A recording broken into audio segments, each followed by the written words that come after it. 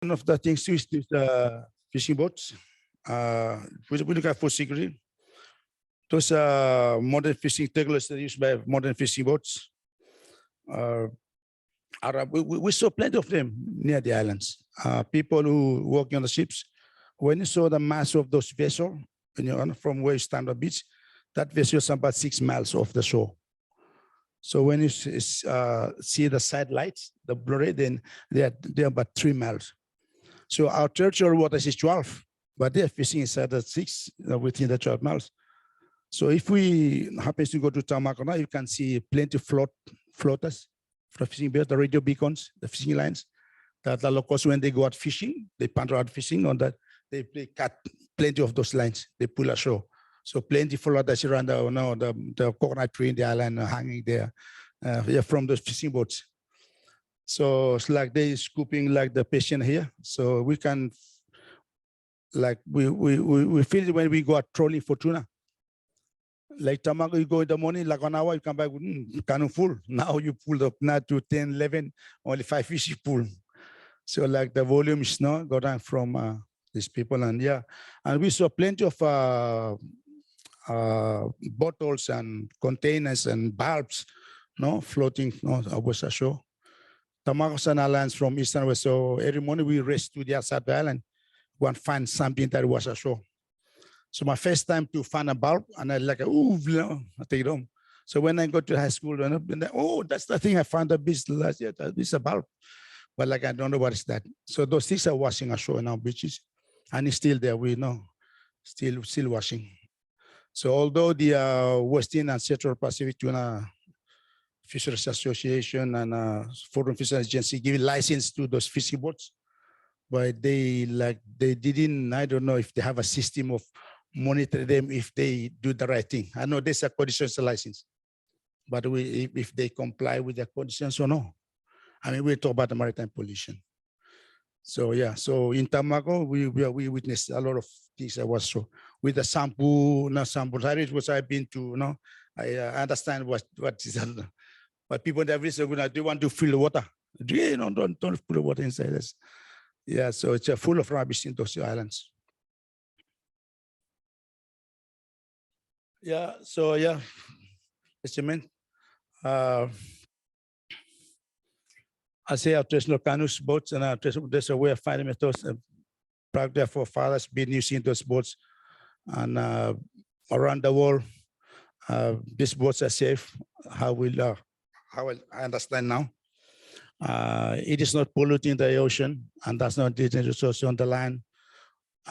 We usually select which type of tree we want to cut down. The nasal coaches that we used to lash the vaka was from the coconut husk. So when it's jogged, throw it out, it's safe.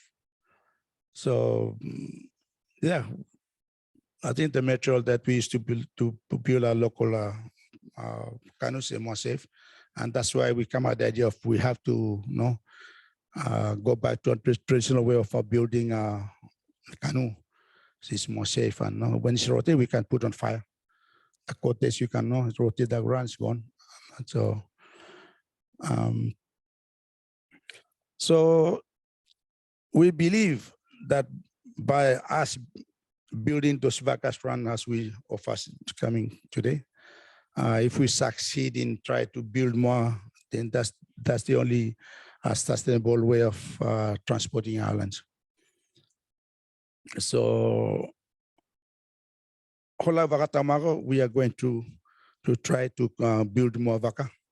As I said, only two trips to the islands in a year. So like I know other friends, but in Tamago we have to do it, but that's the only means.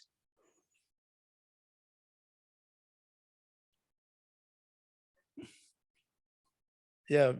So yeah, before I finish, the COVID-19, the corona, when it hits the Solomons, it's really making me think that it's like a signal that for us come from the small islands, we need to go back to our traditional way of living. No, we live with our own means. Because now the youth nowadays, they don't want to eat taro, they want to eat rice. They want to eat, something cream, ice cream, and those, which we didn't have in the island. They only take from the shop. So when the ships not coming to the island because of the corona hit the world, so back in Tamako, there's no ships. So the shops was empty. So no sunga, no, all the shops. So everybody sit down. But people who have used to eat the local food, yeah, okay. But those people that every morning have a tea, coffee, no coffee, then. So it's like a really good signal from nature that we need to think back to our original. We have to go back. And the discipline from the traditional ways, comparing to the modern world now, I'm more happy with the way the discipline that our culture have been exercised, solving problem, communicating, respecting each other, don't take other boys something. The thing that our culture have been teaching us. But nowadays, the youth now, nowadays they really want to be smart. And so if I'm smart enough to succeed in this whole Ara Vaka project, in which I try to build a school to teach traditional navigation and boat building and our culture and the language and other sea survival. Know how to travel the sea, how to make fresh water out of the ocean. I can teach the action. That's what we are sailing. Then that's my proud. So, but whether I will achieve it is something that I'm looking for how to achieve the goal. So yeah, with this, thank you too much for listening here. I said I'm so glad, so humbled to stand here with the new high-tech microphone and yeah. So thank you very much and Oliefa.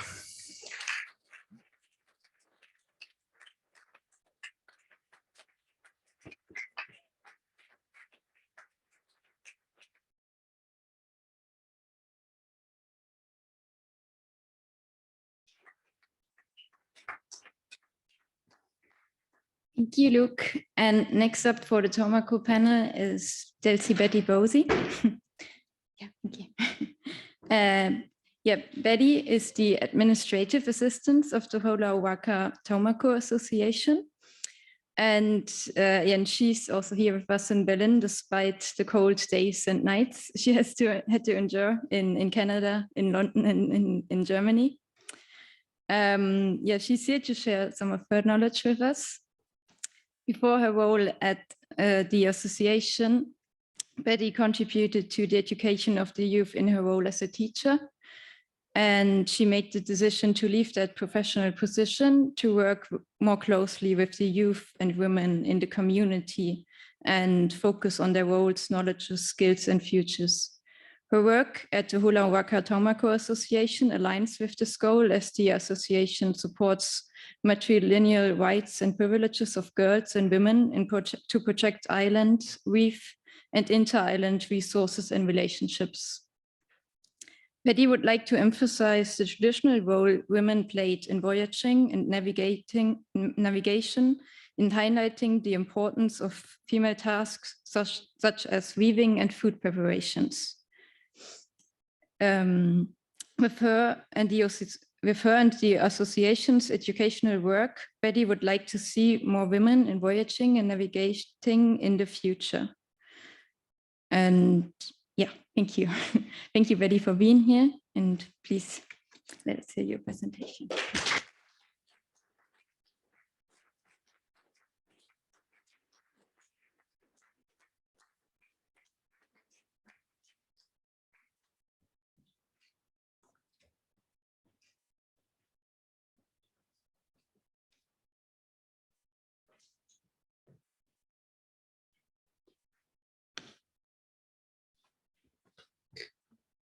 Good afternoon, everyone.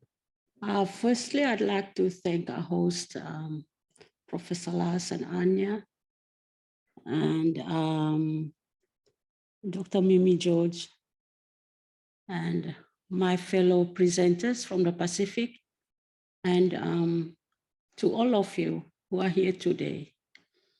I feel humbled and honored to be here to share about women and their roles in traditional navigation.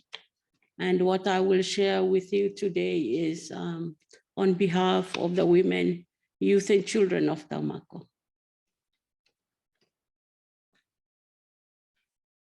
I don't know how to use this. Sorry, as Luke said, we came from, we come from a small island, so no power, nothing electronics. So sorry for that. I can just move on the. Okay. Yeah. You just walk. Okay. Yeah.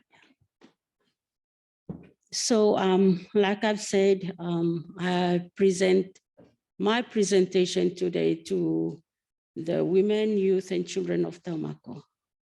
And much respect will be paid to the women elders of Taumako, whom I've learned so much from them, and whose stories I will also share some today with us, and whose stories I have also learned about other aspects of the culture of the people of Taumako.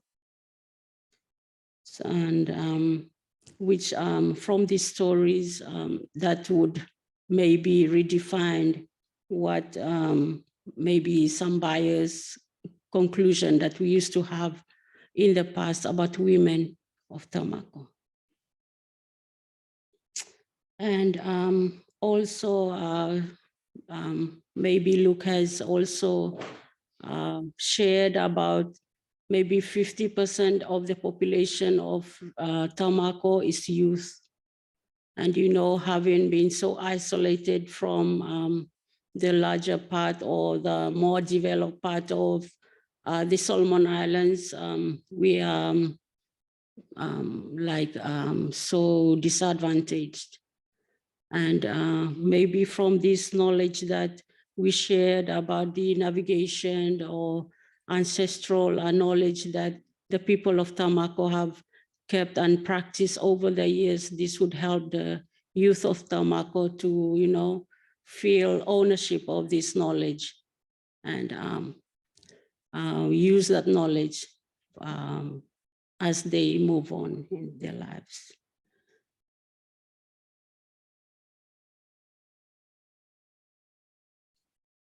So I think we may ask, how did we, or the people of Taumako came about? And in 1609 or 1606, I can't remember, when Quiros came to Taumako, he met the chief, Te Aliki Tumai, on the beach and asked the chief, how did you people come about? And Te Aliki Tumai said, we are from here. So in the Solomon Islands, we have many stories or creation stories that starts or that derive from the feminine being, a spirit or something that, formed a tribe or some beliefs or things like that. So that's not, that is same as in Taumako. This traditional voyaging knowledge or this ancient way finding culture that is practiced by the people of Taumako and that like Luke had highlighted Lata about, has transpired from the knowledge of a woman. And that woman is named Hinora. So the knowledge of building and all this knowledge come from that woman. Before Lata can build, she gave that knowledge to Lata to build the tepuke or the vaka.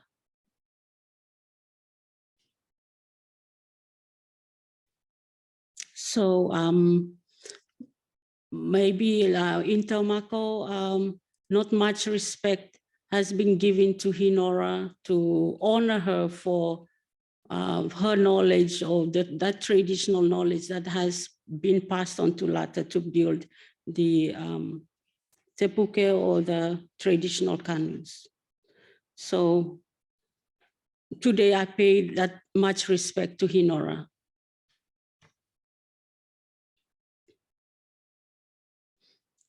So as I've said, much respect to Hinora, and we have learned so much about Lata, the man who has built the tepuke, or the first navigator to sail the traditional canoe of Tamako. And as I have said, that knowledge came from a woman named Hinora from Tamako. So I want you to remember her as I now talk about her.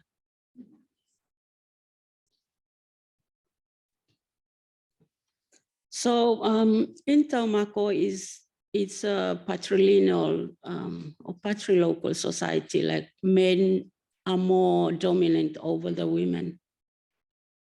And so women are not regarded with that much respect. That is why, if we can think of Hinora, that story has not been shared much to the extent that it should have been shared.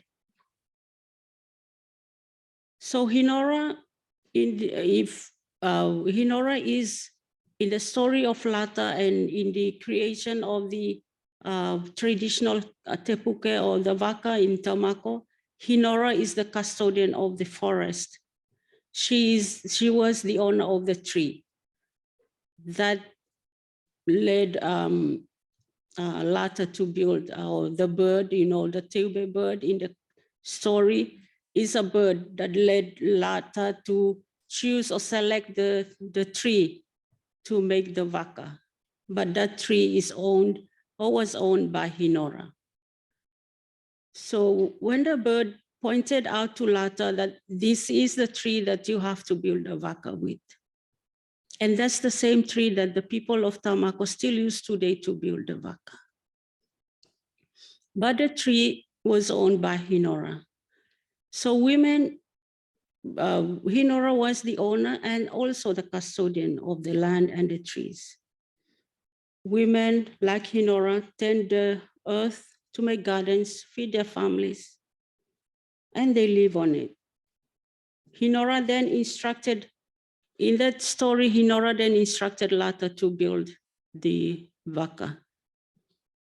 She instructed him with every design, the rope, the fiber that was made, she also instructed him to make that.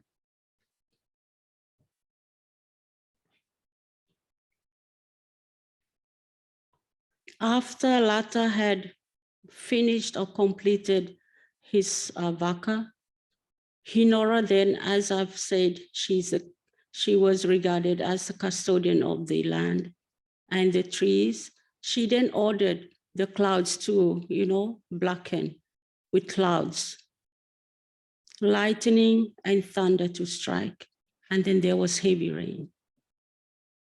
So you see how much influence Hinora had on the environment, on things around her, that whatever she commanded, it happened. So when the rain, when there was heavy rain, then it made it possible for Lata to float his vaka downstream to the sea. That's why, as Luke has referred to, as today, that's why people of Tamako call the vaka tepuke, floated down.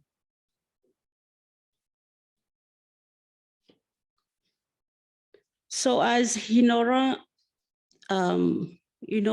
after the completion of the vaka and after it was floated down to the sea, then they made an agreement, a pact, that after Lata went out to sea with the vaka, when he returns, Hinora would blow the conch, the shell that Lolo blew this morning at the opening. She would blow that conch to welcome him back into the lagoon, into the calm waters of the island. And that was what Hinora did. When Lata was coming back, sailing back into the lagoon before he came in through, there was only one passageway in order for us to understand that story. There was only one passageway that the Vaka can go through back and go out, exit and enter into the lagoon. So when he was coming back, as agreed by both of them, Hinora blew the conch. But you know what? Lata, put inside the conch. There was shit inside the conch. So it like flushed all over her face and body. So that made Hinora angry. So that was a mistrust between Hinora and Lata. So that's how Hinora asked Lata never to come back. She closed the passageway and asked Lata to go and never return. To this day, people of Tamaka do not know where or the fate of Lata. So that's how, you may wonder why I'm telling you this story about Hinora, but I want us to appreciate how the voyaging or wayfinding methods and this boat building in Tamako has transpired from a woman. But she was not being recognized because she's a woman.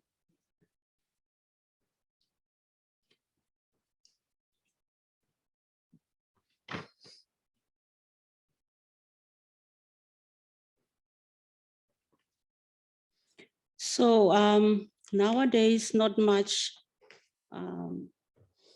The women of Tamako have not much recognition,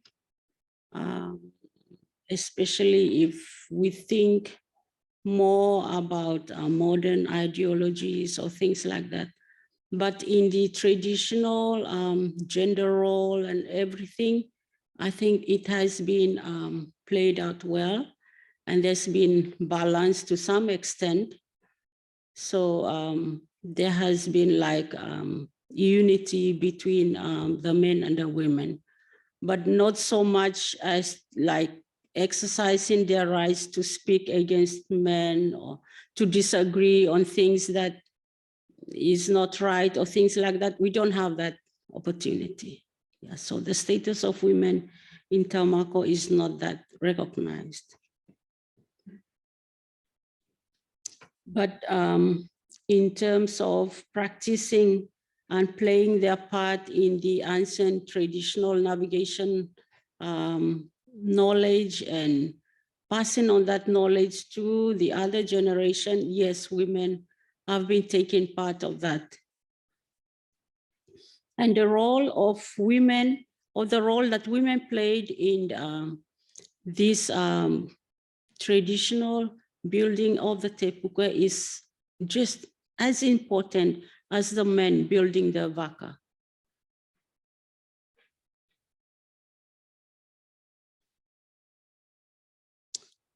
Like in the days of Lata and Hinora, there was not much record or things like that about women participating in voyaging.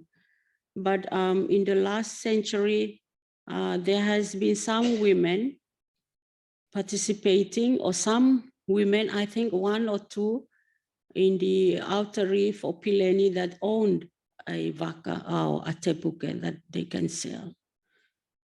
So the role that women, the role of women on a tepuke when they sell out is quite different.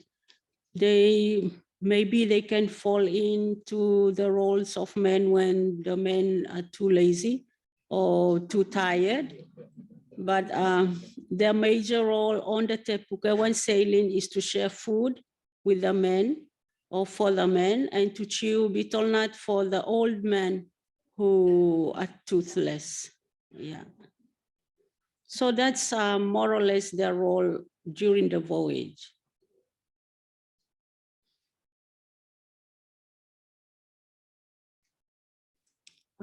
Some of the roles that I think with the story of Kaveya, I think Mimi will talk more on that.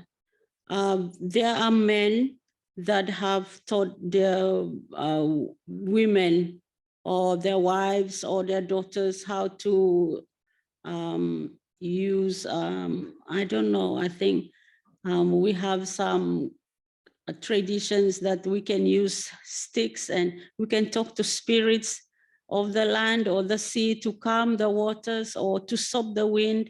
And these are some roles that women played during the voyage. Some women were taught those things, skills, so they can call for the wind to calm down or the rain to stop or things like that.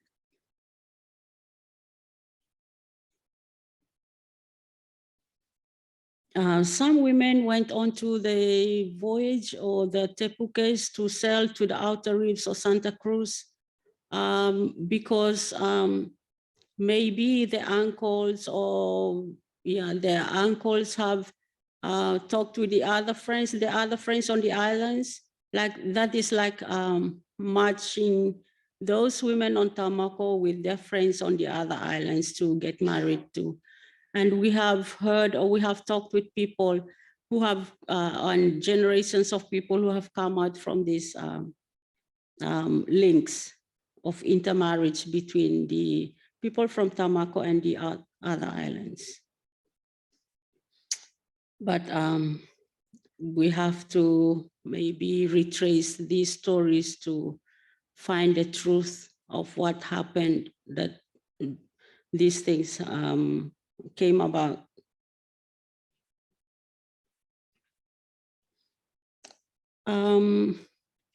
With the role of women in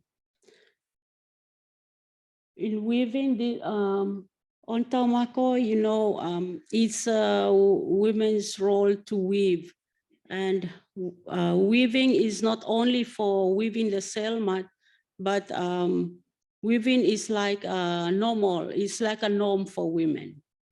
They would sit in the women houses or their houses, and then they weave baskets. They can weave armbands or ornaments or other things that their daughters or girls would need when they married into other families.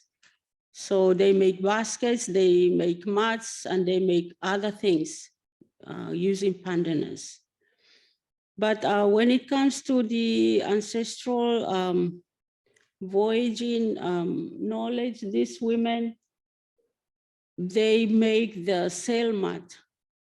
And that is important. That is the sail mat without the sail mat or the laula as we call it.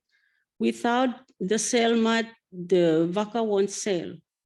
Even if the men have built the tepuke, but if the sail is not hoisted onto the vaka, it won't sail, or so it will be useless. So that's one important thing that the women do. They weave the sail mat so that the men can put the pieces together and put it up on the vaka.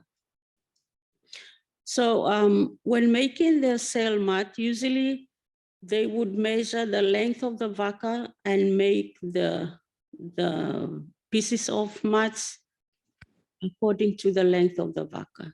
Like usually if the tealo is 8 fathom, then the 2 outer pieces of the sail mat, that will be 8 fathom to same measurements they use. And that they would make 4 sets of those sail mats. And then after they finish weaving, then that would be a man's role to put the pieces together and actually make the sail.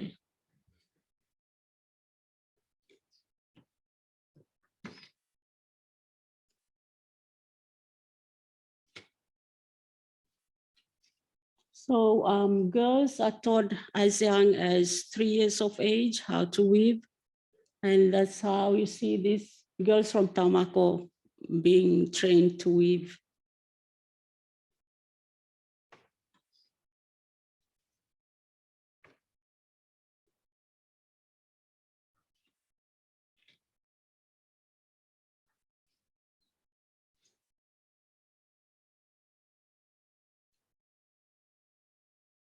next.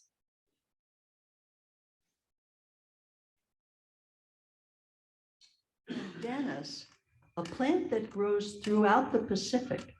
Taumako women harvest leaves, trim them, and cut them into strips for weaving into sails.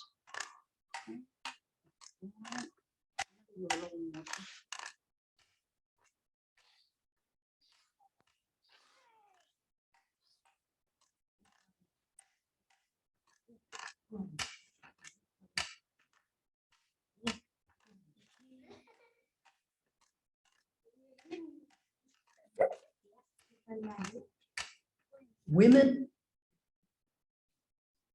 Sorry about that. Move on to next slide, please.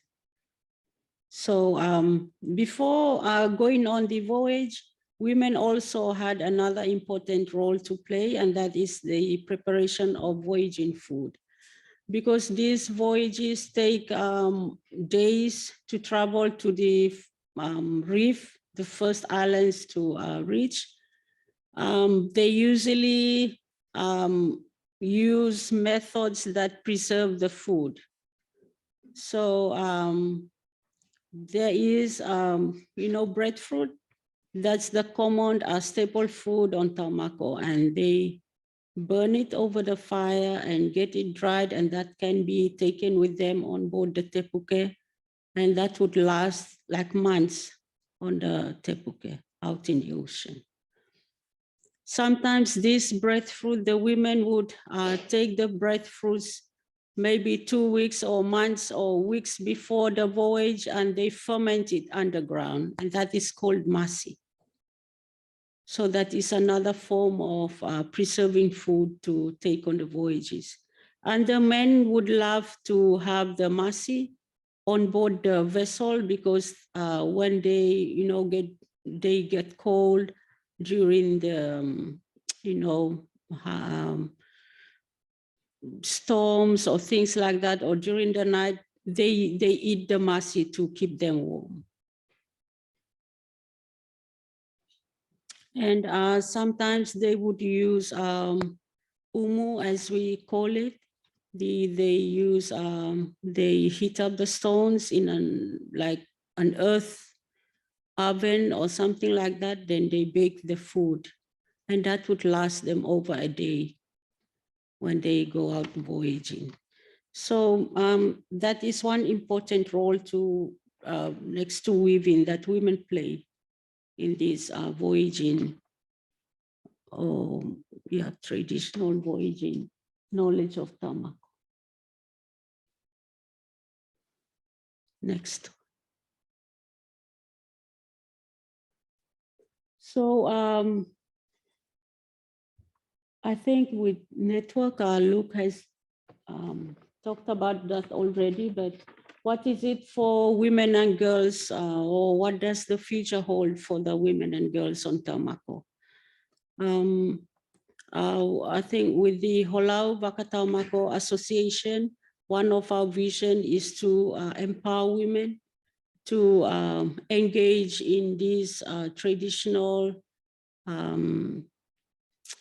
methods of weaving, and with weaving the mats or weaving baskets or other things that they can weave to maybe they can use those woven items to sell that would help them with their families and would regain back that tradition of weaving that was practiced by people in the past.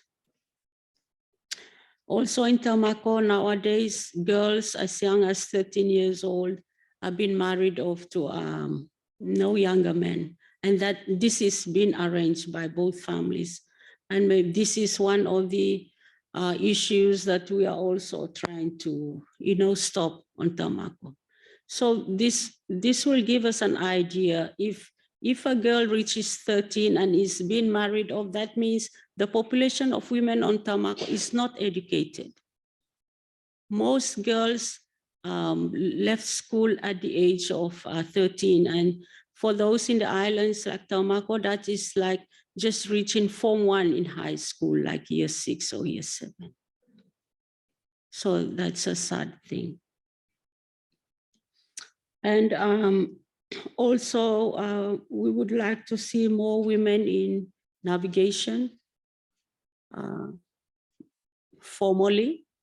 Maybe we would like to send girls on Tamako to attend schools to train through the formal education to train navigation, and also to put women with this, train them in the traditional knowledge of navigation on Tamako, to be involved in these traditional sailing networks of voyages. So I think that's it. Thank you so much to our host. Thank you.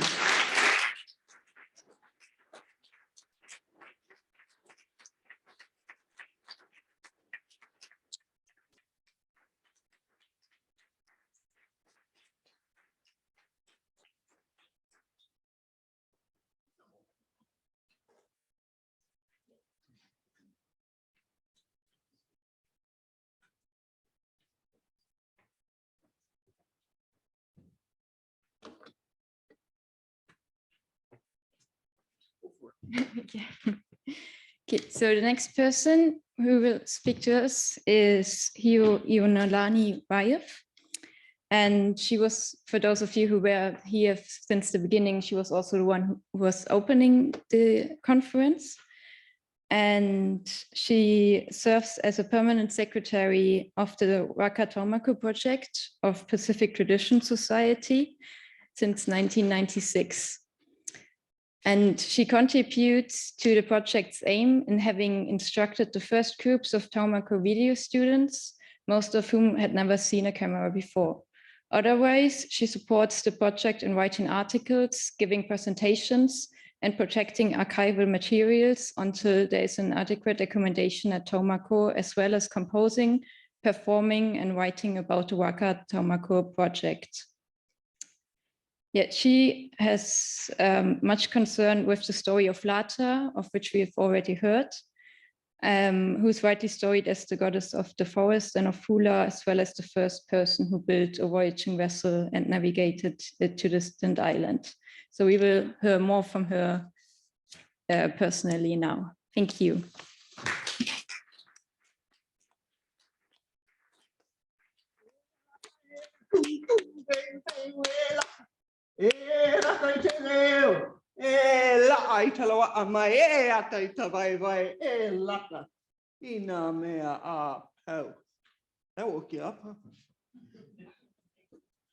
I invoke Lata of the 1,000 faces, the 100 names, and the many places. Lata, who speaks with the voice of sea, heaven, and earth to call the people together. Lata the tame one, Lata the reconciler. I'm going a little bit off topic here, but not really, because Lata is about reconciliation. Yes, my name is Heu'ionalani. That name was bestowed upon me by my cultural teacher, Roselle Kali'ihonipua Bailey of Maui. She's right there. You're going to have to imagine, because this laser pointer does not work, a red light going straight out from me to the woman behind the calabash. That is my teacher. She also, for many years, has had students in Germany, Switzerland, and Austria. In 2001, when she still had students in Berlin, although those people have now moved away, we were invited to do a presentation at the Old Dahlem Museum to open a special exhibit of Hawaiian artifacts. And this was arranged by our Berlin branch. So we planned to come. This was September 2001. I happened to be in England for some meetings when 9/11 happened. Roselle and her husband were in Heidelberg, and we were due to meet up after the dust settled, really. We were also due to bring a group from Hawaii because they were due to fly on September 12th, obviously that did not happen. So Roselle and I met up in Heidelberg, and this for me was a personal journey, because my maternal grandmother's family originally came from Heidelberg. Now, an observant gentleman here noticed this morning that I'm wearing German colors in my lei, and this is to bind the memory of my German ancestors to my thoughts and heart. Anyway, this was a journey, a familial journey for me. Now, the reason Roselle was interested in going to Heidelberg was because she had heard about the Thingstätte there, which some of you probably know was associated with, yes, you know, was associated with the Nazis. And that there was still a bad vibe there because of that. And this is why I'm telling you this story, because I think if my teacher were here today, she would want me to speak to this subtext that's going on here of unreconciled problems of the past. Anya talked about the problems with the Humboldt building, and we heard about the Luftboat, and of course the whole colonial heritage. We've been hearing about this from everybody, that this needs to be dealt with. And I'm saying we can do this because we went to Thingstätte in 2001, and we took a look around, and the place was very sad because people still felt the bad vibes associated with it. And so they didn't really use it for any good purpose. People would go down there and they'd do drugs and they'd break beer bottles on the stage and things like that. So we decided, we know how to take care of this. We're going to do it. So several years later, we returned with a full group. We physically cleaned up the site, swept off all the broken glass and took care of some of the places that needed repair. And we did a performance of reconciliation. So we've heard that since then, we did really exercise the evil associated with that place. And I'm saying this is what we're here to do today, all of us. Lata is about reconciliation. Lata is a man, Lata is a woman. Lata is a peacemaker, but also a destroyer. Lata is a tree. Lata is also somebody who cuts down trees. Lata gathers the people. Lata also dispels the people. Lata slays monsters. He also murders people. Lata is a dancer, an explorer, a thief, a scoundrel, an orphan, and an ancestor. He is also that quintessential character that appears in many stories throughout the world, the trickster who is a culture hero. In North America, he's Coyote and Raven. In Nigeria, he's Eshu. Among the Norse, he's Loki. Among the Greeks, he's Odysseus and Hermes. He's Jacob in the Old Testament. All of these characters, these are Lata. As Peter, whoops, sorry, I gotta go back here. Peter Buck remarks in his book, The Vikings of the Sunrise, that all the Pacific knows the tale of Lata. You can see on this map, again, you're gonna have to imagine I've got a little red laser coming out of my finger because this laser pointer doesn't work here. These little yellow dots are places that we know of. And I caution you, this map is far from exhaustive. We know of stories about various forms of Lata under various names. The various names can be explained linguistically. The various forms, well, I'll tell you a few of them because I don't have time to mention all of them. But we begin with Taiwan, which is generally acknowledged to be the homeland of those peoples we now call Austronesian, of which the Polynesian and Micronesian are subsets, and from where they sailed over several thousand years, as far west as Madagascar, as far south as the sub-Antarctic islands beyond Aotearoa, New Zealand, as far east at least as Rapa Nui or Easter Island, and increasingly the evidence is coming in that they made it to the west coast of South America, and certainly as far north as Hawaii, making them probably the widest dispersed group of people in the history of the world. They were certainly the greatest pre-modern navigators. I mean, they left the Vikings and the Chinese and the Phoenicians and everybody else languishing in their wake. These people were amazing. But what are we to make of all these different characteristics of Lata? Lata's a thief, but Lata's also a bringer of gifts. Lata is a murderer, but he also kills monsters. Lata's a tree, but he cuts down trees. So what about this?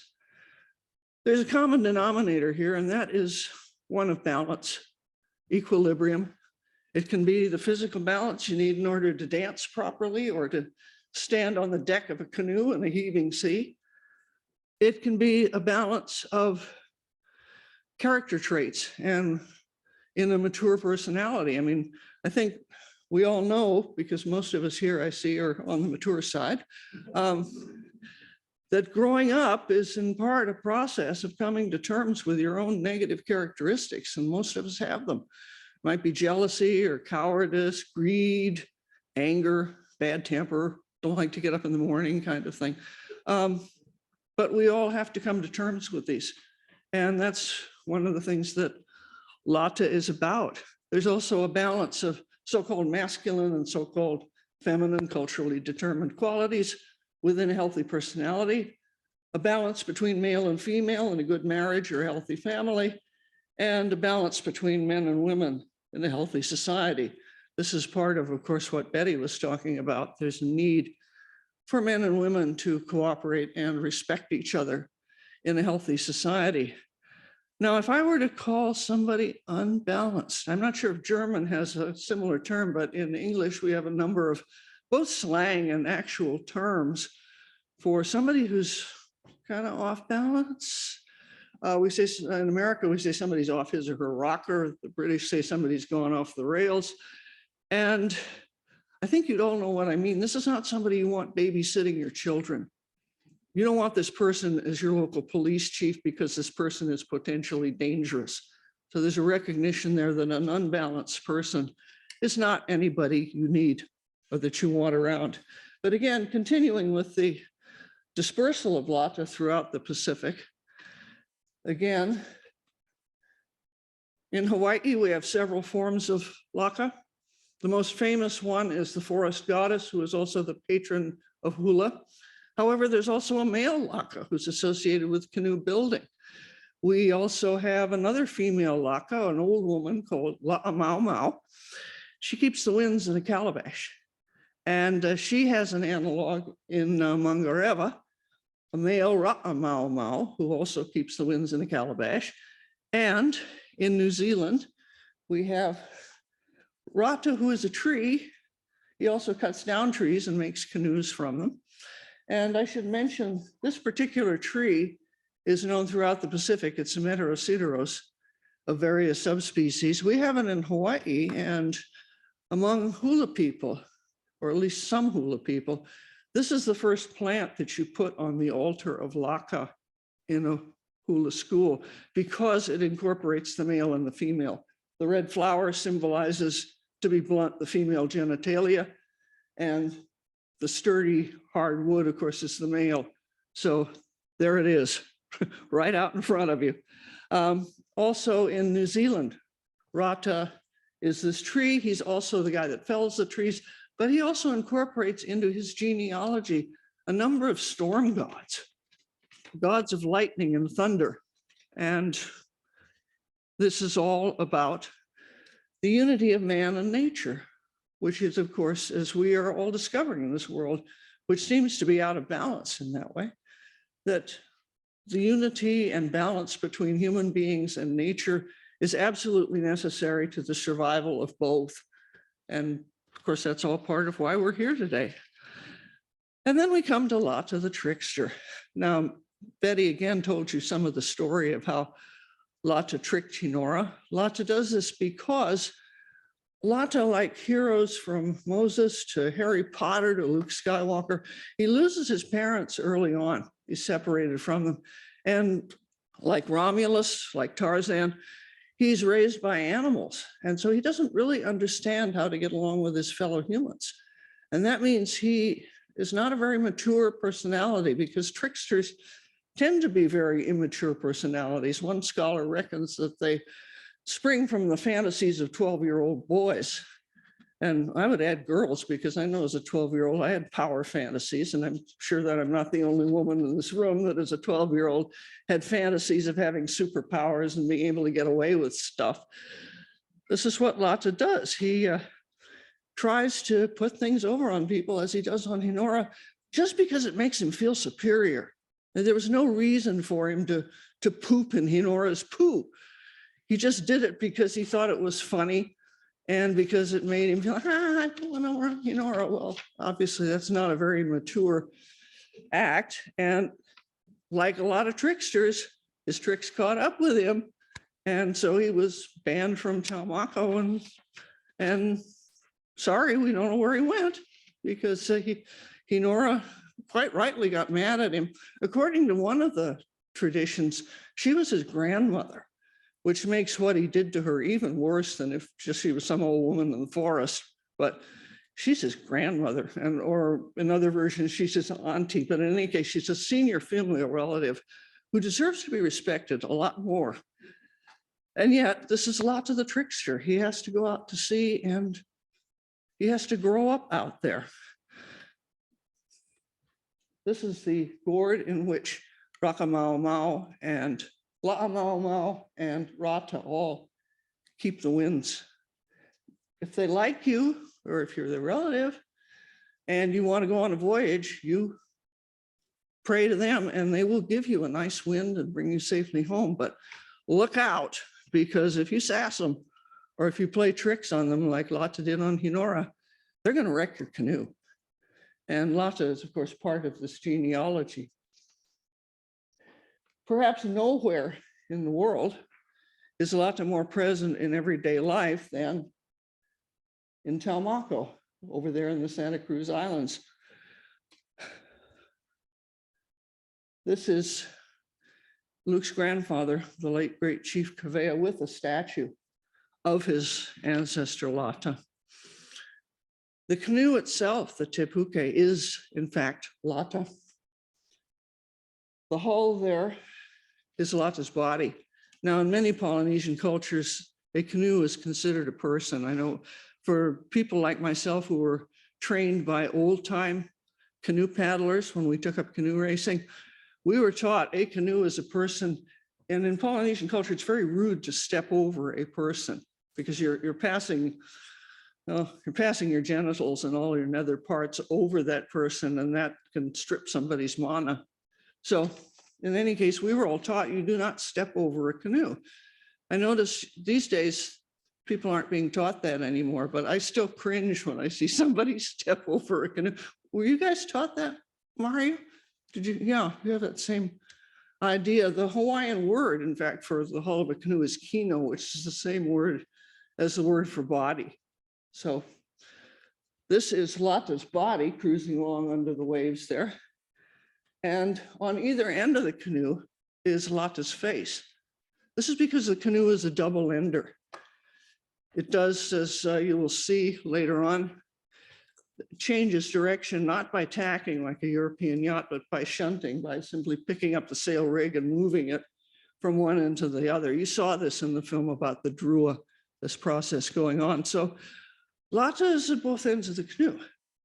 Like a good traditional navigator, Lata watches both his point of departure and his destination. Lata watches the past and the future in order to carry the children of Lata's family across the ocean in the present time. On the front of the canoe and above Lata's head, you can see Lata's face there, is the teube, the pigeon that showed him the correct tree.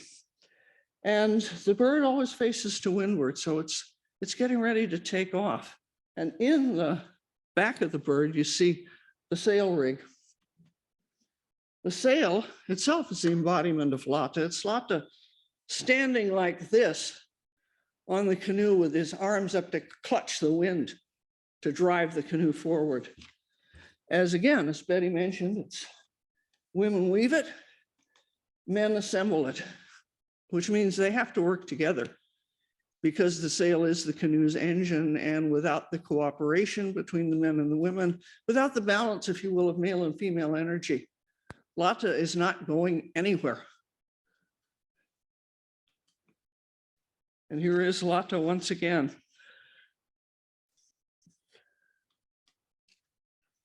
Back when the Vaka Taumako project was formed, officially in 1996, a lot of people on Taumako thought that this was going to be the return of Lata. Lata was going to come back, Lata would be reconciled.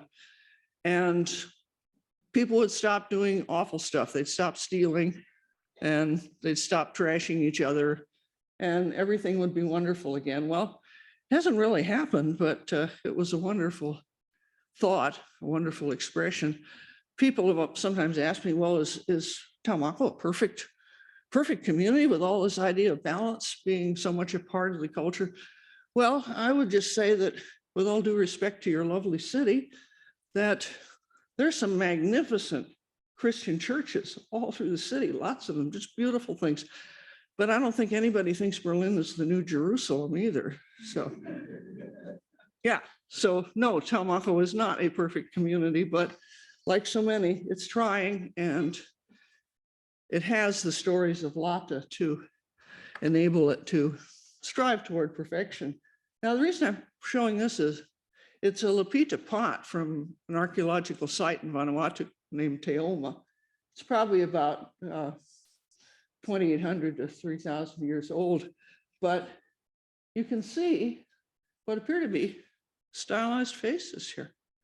Who knows? And there are only so many ways, of course, that you can abstract a human face, but when I saw this the first time, I go, oh, that could be Lata there. We'll never know. One scholar has reckoned that the stories of Lata are probably around 3,000 years old, which puts them on a chronological par with some of the Old Testament narratives, with Trojan War stories, the material in the Vedas, the Epic of Gilgamesh, and so on. And of course, the obvious question is, well, why should we care about them now? I mean, Moses never had a cell phone. Achilles didn't go riding on the trolley bus. Why should we care? The reason we should care is because technology and politics change, but we don't. We still have to think through how are men and women to get along together? How are parents and children to get along together? How are humans to get along with not only their human neighbors, but their non-human neighbors as well? And again, this is partly why we're all here, is to expand that concept of reconciliation and learning to love and respect each other. Speaking for my group, I have to say we've experienced some just wonderful outpourings of love and respect and affection from our wonderful hosts here over the past few days, and for which we are extremely grateful. Now, I also am bringing back the idea of Lata as a trickster, because we've played a trick on you all. The Taumako people will say that anyone who hears the name of Lata, speaks the name of Lata, even reads the name of Lata, we would say, becomes a part of Lata's family and Lata's crew. So that means all of you here and all of those on Zoom and anybody who looks at the documentary film is now part of this age-old and never-ending story.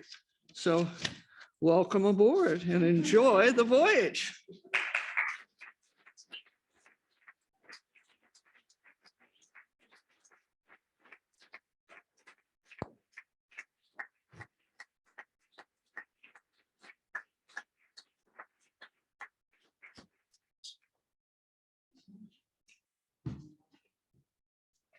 Thank you to the three of you. And now we have one person as a respondent.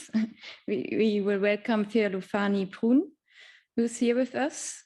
Fealofani became the first Samoan female captain of Lofa, a double-hull ocean voyaging canoe.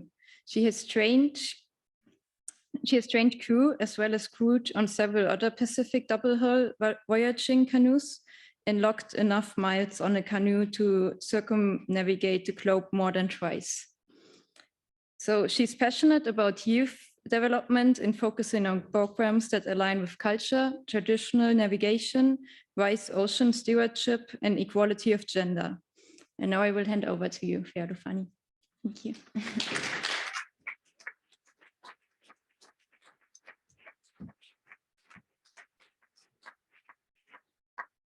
Salawhalawa, malo soifua, whaftai lava mo le nei, awanoa, whaftai mo le ngei aso matango fie, whaftai kako whakasi le ngei kula. Thank you very much for this opportunity. Thank you for bringing me and ourselves to Berlin. I'll just get into it. I unfortunately do not have a fancy techno presentation. My response is something like I do with my thoughts. I write them straight away down and type them in with the technology I have at hand. My response is more on acknowledgement as well as an exchange of information. And that's basic with the story of Lata. So we're all one big va'a, yeah? In Samoa, the story of Lata is basically an acknowledgement and asking permission. You go into the forest, you're in a different space. So the canoe is called a va'a in our language. Va'a is va, a longer term for va, and it's space. So your change of space is going into another dimension, and you ask for permission. So we go into the forest and we ask for permission to Lata in order to change the space of where this tree is, to change his body, his space to another destination, and changing their body to something else. In Samoa, we have guilds, different guilds. Tattoo artists, they have one guild. Tufungas that build canoes, build fales, they're different guilds. And it's very protected, these stories. Keep it secret, keep it safe. So the passive knowledge is a little bit different in a sense from the modernized passing of knowledge with literacy. Our literacy is seen in sense of how we dress, how we present our canoes, how we weave the sails. It's visual in that sense. It's not written like hieroglyphics, Latin, alphabetical, and so on. Ours is literally in our chants. So we go into the forest, we chant and ask for permission to Lata to suggest a tree and ask the tree's permission if he is willing to change his space, his form to a va'a, and place that va'a into a different space, which is totally different as well, onto the ocean. And it takes a community, it takes an island to literally start this voyage. A voyage starts in the whole village coming together in sense of saying, yes, we're going to build a canoe. So you start harvesting, because the workers, or those who are actually going to build the canoe, harvest the canoe, put the canoe together, they need food. So everything from that starts from harvesting land on food. And I wanted to ask, in that sense, with Lata in Taumoku, with Betty,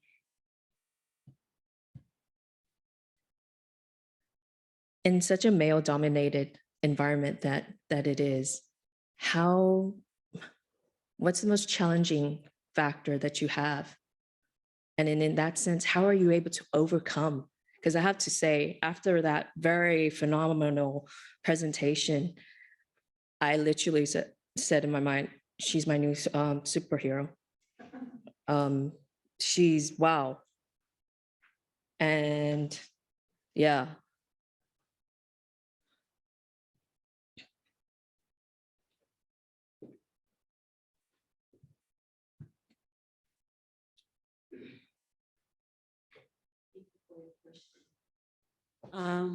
Have I overcome?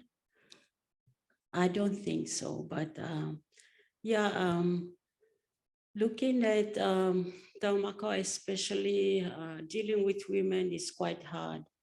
And I have held meetings with especially with women, because on Tamako, the only space that women can come together as a group is a church group that we call them the women's group.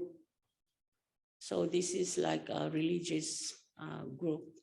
So that's the only space that women can be seen together, and it's only for women. And that's the space that I went out and talked with them, and we could plan or talk about issues or things. So it's challenging, yeah. And in Tamako, traditional attitudes is more prevalent in Tamako. So, and they don't get so much used to cultures outside that they will see things that we see as not normal, but they see it as normal. So they accept things as it is in their environment and around them. Yeah. Things that we may say it's not okay, it's okay for them. So, it's challenging working with women in Tamako, but gradually things will change. And I just wanted to, when I first started talking with these women and sitting with them and, planning things and just encouraging them. And then it came out during one of our Luke's meeting. And this woman spoke out in the meeting and, mentioned me that I encouraged them to speak out. And I was kind of, I was taken back, it's like if I continue working with them and in that pace and space, it's like things will change fast, but not to the likes, or maybe we would break other cultural norms in Tamako. So slowly, slowly, we'll get there. Hello. Please join me in thanking all three speakers and Fealofani for the response before we go into brief question time. But first of all, thank you everyone for this kind of.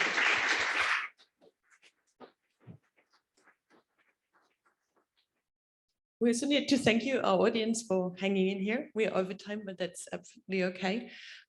We have about 15 minutes for questions now. And as with the last round, I would turn to the delegation first if there are questions from you to our presenters, or to the Zoom if someone is speaking from the Pacific, asking questions right now. If not, then of course it's open to the audience at large.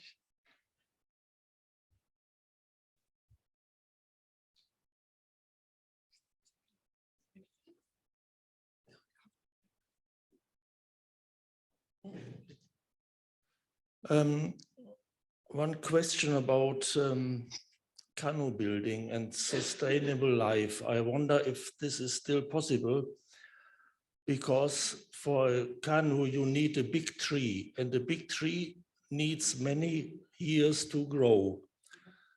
And you will not find many trees on a small island. So the trees are limited and the age is limited, but the population is always growing and growing. So this cannot work forever.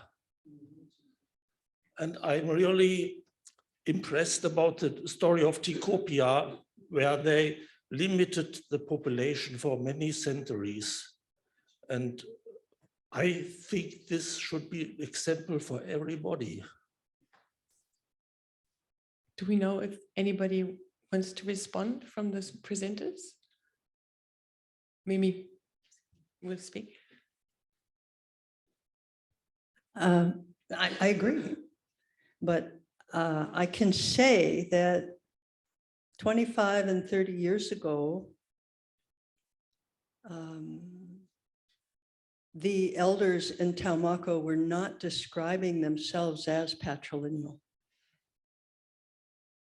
In fact, they were talking about 6 and then later on 7 matrilines who are the primary social organization of the island, and the introduction of men represented tribal leaders, 15, 16, now I'm even hearing 17 tribes on the island. That's all about men. And that's all demanded by an introduced colonial government structure, which has finally succeeded in people thinking it's men and people experiencing. I'm sure that what Betty experienced in the last years that she's been spending time there is it's absolutely true what she's saying. Regarding the trees, as I understand it, and maybe Luke can correct me if I'm wrong, Taumako was never logged. It was too hard, too small. Vanikoro was easier. So even when the government has sent helicopters to get surveys for mining or they're not welcomed. And even on Nifiloli, one helicopter was tied to a coconut tree and the people sent home. Yeah. So there is resistance. There's also incredible demand and need for money. If you want your children to go to school, the school fees are an enormous pressure. And so it's very tempting to take more trees and build more vessels for outsiders, or build more for the project that brings more publicity so that there'll be more orders. So it's a real problem. But it's, in my view, it's not hopeless because they haven't completely destroyed their virgin forest like 90% of the rest of the world. And there are leaders like Luke and Betty who understand the situation and are looking to the future. There are lots of cultural norms and rules against taking more than you need. Yeah. Luke, do you want to comment? Yeah, you're right. Population growing fast, tree growing slow.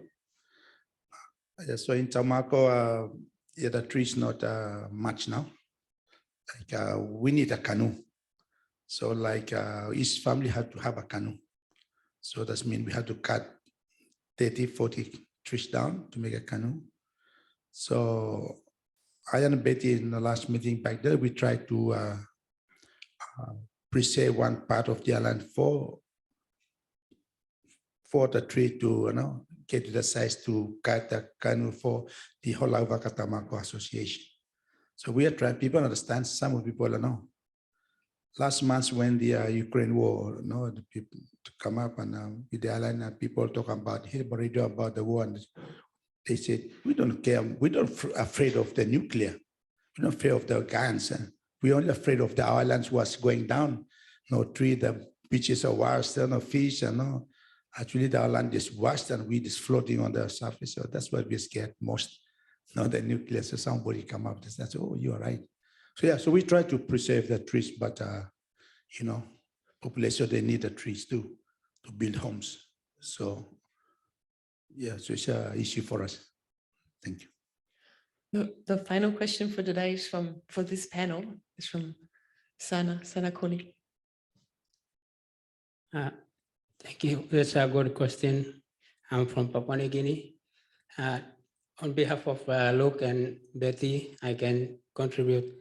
Yes, we are from small islands, but knowledge of making canoe is from our ancestors. We have islands that and that we have our trees there that they can germinate or grow quick. So these are the trees that our ancestors has taught us to cut, and after 1 year or 2 years, we have new trees are already growing, that they will replace the one we cut, the new ones coming up are more than 10. So these are the trees they are already selected from our ancestors that we must cut, and we will receive more. Thank you.